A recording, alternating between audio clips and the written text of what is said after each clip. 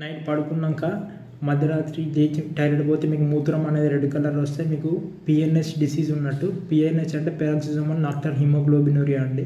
దీంట్లో మనకు పిగా జీన్ అనేది మ్యూటేషన్ వల్ల మనకు CD55 CD మార్కర్స్ అనేది డిఫెక్ట్ ఉంటాయి. ఈ మార్కర్స్ అనేది కణాలలో మెమ్బ్రేన్లో ఉంటాయి.